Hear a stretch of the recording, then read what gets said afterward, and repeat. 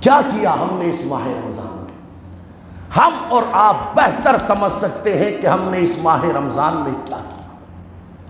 ابھی کچھ دنوں پہلے ایک جگہ محفل تھی، ہم نے تو وہاں پر بھی کہا تھا کہ آنے والا جمعہ لوگ آئیں گے مسجدوں میں کہ ہم الوداع پڑھنے آئے ہیں۔ کیا الوداع؟ بھائی الوداع کا مطلب کیا ہے؟ کس کے لیے الوداع؟ جس نے کسی سے دل لگایا ہو اور وہ اس سے جدا ہو تو وداعی تو اس کے لیے ہے نا، جس نے کسی سے محبت کی ہو، جس نے کسی سے دل لگایا، جدائی تو اس کے لیے۔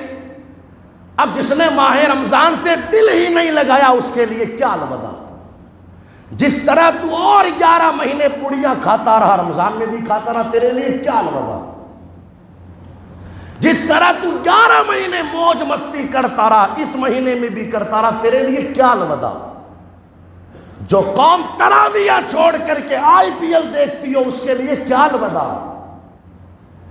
جس قوم نے افطاری کے وقت 5 منٹ پہلے بھی موبائلوں پر بیٹھ کر کے گیم کھیلے ہو، چیٹنگیں کی ہو، ان کے لیے کیا الوداع؟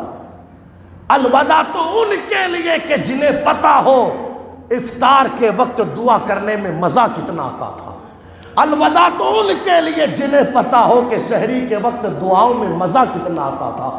الوداع تو ان کے لیے جنہیں پتا تھا کہ رمضان شریف میں تراویح میں قرآن سننے میں مزہ کتنا آتا تھا۔ الوداع تو ان کے لیے جنہیں پتا تھا کہ فجر کی نماز کے بعد قرآن کی تلاوت میں مزہ کتنا آتا تھا۔ الوداع تو ان کے لیے جنہیں پتا ہو کہ ماہ رمضان کی اہمیت کیا ہے۔ یہاں تو کیفیت یہ ہے کہ جیسے ہی ماہ رمضان شروع ہونے والا تھا لوگوں پر ایسا لگ رہا تھا جیسے کوئی بوجھ آنے والا ہے، یار 29 کا نہیں بلکہ 30 کا چاند دکھ جاوے تو ٹھیک، ایک دن اور تاخیر ہو جانی چاہیے، ایک دن اور لیٹ ہو جانا چاہیے۔ اور ادھر ماہ رمضان کے جانے کا وقت ہوا تو پھر لوگ اس انتظار میں آنے لگے، یار 29 کا ہی چاند ہو جاوے تو ٹھیک تاکہ ہم بھی عید منا لیوے۔ جن لوگوں کو ماہ رمضان کے آنے پر بوجھ محسوس ہوتا ہو اور ماہ رمضان کے جانے پر خوشی محسوس ہوتی ہو، ان کے لیے کون سا الوداع؟ الوداع تو ان صحابہ کے لیے تھا جو ماہ رمضان کی آمد پر خوشی مناتے تھے اور ماہ رمضان کے جانے پر آنسو بہاتے تھے۔ الوداع تو ان کے لیے تھا جو ماہ رمضان کی آمد پر خوش ہوتے تھے اور ماہ رمضان کے جانے پر افسوس کیا کرتے تھے، اس لیے کہ وہ جانتے تھے ماہ رمضان یہ کوئی معمولی مہینہ نہیں، یہ ہمارے پاس اللہ کی طرف سے آیا ہوا ایک عظیم مہمان ہے۔ ہم نے سمجھا ہی نہیں اس ماہ مبارکہ کی عظمتوں کو۔ سوچے نا، بڑی معذرت کے ساتھ 70% لوگ اس محلے میں ایسے رہے ہوں گے جنہوں نے روزہ نہیں رکھا۔ بھئی تراویح آپ بھی پڑھتے ہو، بتاؤ نا کتنی صفیں لگتی تھی؟ فجر میں کتنی صفیں تھی؟ بھئی آپ بھی تو رہتے تھے، کتنی صفیں تھی؟ 4 صفیں، 5 صفیں، 3 صفیں؟ اور اس وقت جو یہ ہزاروں لوگ آئے بیٹھے، یہ اس وقت کہاں چلے جاتے تھے؟ ایسا تو نہیں تھا کہ 4 صفی لوگ تھے محلے میں یا 3 صفی لوگوں کی تھی محلے میں، یہ باقی کہاں چلے جاتے تھے؟ کیسے پتہ نہیں چلتا کہ اس مبارک مہینے میں بھی 70% لوگ نہ نماز پڑھتے ہیں نہ روزہ رکھتے ہیں، اور پھر یہ کہتے ہیں کہ ہمیں دنیا مار رہی ہے۔ ابھی کیا مارا ہے دنیا، اب مارے گی۔ ابھی کیا ذلیل ہوئے ہو، اب ذلیل ہوگے۔ اس لیے کہ جو رب رسول کو ناراض کرے، جو مصطفیٰ جان رحمت کی شریعت کا مذاق اڑاوے، وہ نہ زمین پر عزت سے رہ سکتا ہے، نہ مرنے کے بعد زمین میں عزت سے رہ سکتا ہے۔ میں نے رمضان شریف کے سے پہلے والے جمعہ کو مصطفیٰ جان رحمت صلی اللہ علیہ وسلم کا ایک فرمان پڑھا تھا۔